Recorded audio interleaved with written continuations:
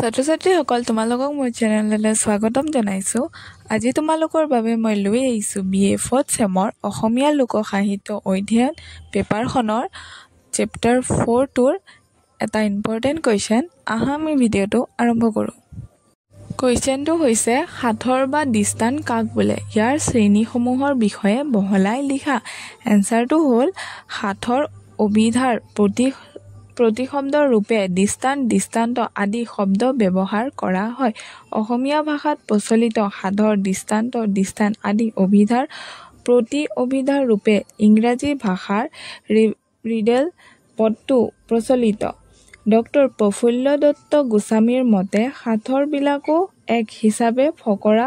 অৱশ্যে ফকৰাৰ অৰ্থ ভকতীয়া আৰু সাঁথৰৰ অৰ্থ বা সমাধান ঐহিক আৰু সাধাৰণ। ফকৰাৰ দৰে সাঁথৰৰ ভাষাও প্ৰহেলিকাময়। সংস্কৃতত সাঁথৰৰ নাম কোট। শ্লোক: সাঁথৰ হ'ল প্ৰহেলিকাময় প্ৰশ্ন। এই প্ৰশ্ন বৰ্ণনাৰ ৰূপত উপস্থাপন কৰা হয়। উত্তৰদাতাই এই বৰ্ণনা প্ৰায়ে অনুমান কৰি ল'বলগীয়া হয়। সাঁথৰৰ উত্তৰ নজনা সকলক বিভ্ৰান্ত কৰিবলৈ আৰু তেওঁলোকৰ উদ্ভাৱনশীল শক্তি পৰীক্ষা কৰিবলৈ সাঁথৰ ব্যৱহাৰ কৰা দেখা যায়। প্ৰবচনৰ দৰে সাঁথৰৰ প্ৰসংগতো পৰস্পৰ বিৰোধী বৰ্ণনা বা বাক্যৰ স্থিতি লক্ষ্য কৰিব পাৰি। আৰ্চাৰ টাইলাৰৰ মতে সাঁথৰৰ অতি প্ৰয়োজনীয় সংযুতি দুই প্ৰকাৰৰ: বৰ্ণনাত্মক সমলৰ সমষ্টি, এবিধ ধনাত্মক বা বাস্তৱিক বা অস্তুথক আৰু আনটো ঋণাত্মক বা নঞাৰ্থক বা ন্যস্তাৰ্থক। ধনাত্মক বা বাস্তৱিক অংশটো প্ৰায়ে ৰূপাত্মক আৰু সাঁথৰৰ উত্তৰ এই অংশটোৰ ওপৰতে নিৰ্ভৰশীল।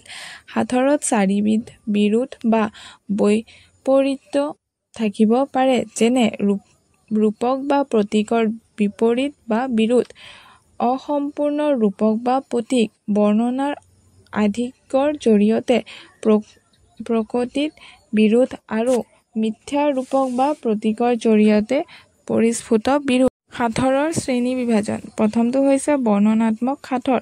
সাঁথৰত সন্নিৱিষ্ট প্ৰশ্নৰ প্ৰকৃতি অনুসৰি এইবিধ বাচিক কলাক কেইটিমান উপ-শ্ৰেণীত ভাগ কৰিব পাৰি। সাঁথৰবোৰ দৰাচলতে প্ৰশ্নহে। অৱশ্যে সাধাৰণ প্ৰশ্ন আৰু সাঁথৰৰ প্ৰশ্নৰ মাজত পাৰ্থক্য আছে। সাধাৰণ প্ৰশ্নবোৰ প্ৰহেলিকাৰ আৱৰণেৰে আচ্ছন্ন নহয়, আনহাতে সাঁথৰৰ প্ৰশ্ন প্ৰহেলিকাময়। সেইবাবে হিন্দী ভাষাত প্ৰচলিত ভাৰতৰ বিভিন্ন অঞ্চলত সাঁথৰৰ নাম প্ৰহেলিকা। প্ৰশ্নৰ প্ৰকৃতি অনুসৰি সাঁথৰৰ এটা ভাগত বৰ্ণনাত্মক সাঁথৰ আখ্যা দিয়া হয়। বৰ্ণনাত্মক সাঁথৰৰ আন এটা নাম আচল সাঁথৰ। এইবিধ সাঁথৰত কেইবাটাও প্ৰশ্ন প্ৰহেলিকাময় ভাষা আৰু বৰ্ণনাৰ সহায়ত উপস্থাপন কৰা হয়। বৰ্ণনাত্মক সাঁথৰৰ পৰিসৰত কাব্যিক ৰূপ, ৰূপগত সাঁথৰবিলাককো ধৰিব পাৰি। বৰ্ণনাত্মক সাঁথৰৰ উদাহৰণ তলত দিয়া হ'ল, যেনে: সত্যযুগত মূৰত টুপি, কৃষ্ণ অৱতাৰত মহিলা গোপী, ৰাৱণ মৰিল ৰামৰ শৰত, সেইখন আঞ্জা আমাৰ হাতত। উত্তৰটো হৈছে বাঁহৰ গাজ। ২ নম্বৰটো হৈছে টেটকুটিমূলক সাঁথৰ। টেটকুটিমূলক প্ৰশ্নবোৰ এক প্ৰকাৰৰ সাঁথৰেই। এইবিধ সাঁথৰো প্ৰহেলিকাময়। টেটকুটিমূলক প্ৰশ্ন বা সাঁথৰ প্ৰশ্নটোৱে সাঁথৰটোৰ শেষৰ বাক্যৰূপে প্ৰকাৰ্য সাধন কৰে। টেটকুটিমূলক সাঁথৰক অন্য প্ৰকাৰে ওলোটা বা উভোটা সাঁথৰ আখ্যা দিব পাৰি। এই জাতীয় প্ৰশ্ন বা সাঁথৰৰ উদাহৰণ তলত দিয়া হ'ল, যেনে: ফুল ফুলিছে পিন্ধোতা নাই, কোৱাচোন এইবোৰ কি ফুল ভাই? উত্তৰ তৰাবল। ৩ নম্বৰটো হৈছে জ্ঞানৰ প্ৰশ্ন বা সাঁথৰ। টেটকুটিমূলক প্ৰশ্ন বা সাঁথৰৰ নিচিনাকৈ জ্ঞানমূলক প্ৰশ্ন বা সাঁথৰৰ উত্তৰ প্ৰশ্ন বা সাঁথৰটোৰ বিষয়বস্তুৰ পৰা দিব নোৱাৰি, বৰং এনে সাঁথৰ বা প্ৰশ্নৰ উত্তৰ ইতিমধ্যে জানি থব লাগিব। বিভিন্ন প্ৰকাৰৰ প্ৰহেলিকাময় সাঁথৰ বা প্ৰশ্নৰ উত্তৰৰ প্ৰসংগত উত্তৰ দিওঁতাজনে নিজৰ বুদ্ধি, কৌশল আদি প্ৰয়োগ কৰিব পাৰে, কিন্তু জ্ঞানমূলক প্ৰশ্ন বা সাঁথৰৰ ক্ষেত্ৰত তেওঁ নিজৰ বুদ্ধি, কৌশল প্ৰয়োগ কৰিবলৈ সুবিধা নাপায়। গতিকে জ্ঞানমূলক প্ৰশ্ন বা সাঁথৰৰ উত্তৰ ভূগোল, পদাৰ্থবিজ্ঞান, ধৰ্ম, ভাষা, সাহিত্য আদি বিষয়ক পূৰ্বলব্ধ জ্ঞানৰ লগত সম্পৃক্ত। এইবিধ সাঁথৰৰ দুটামান উদাহৰণ তলত দিয়া হ'ল। যেনে গাখীৰতকৈ বগা কি? উত্তৰ বৰফ। বায়ুতকৈ বেগী কি? উত্তৰ মন। মানৱৰ মহাধন কি? উত্তৰ সন্তুষ্টি। ৪ নম্বৰটো হৈছে সমস্যা প্ৰধান প্ৰশ্ন বা সাঁথৰ।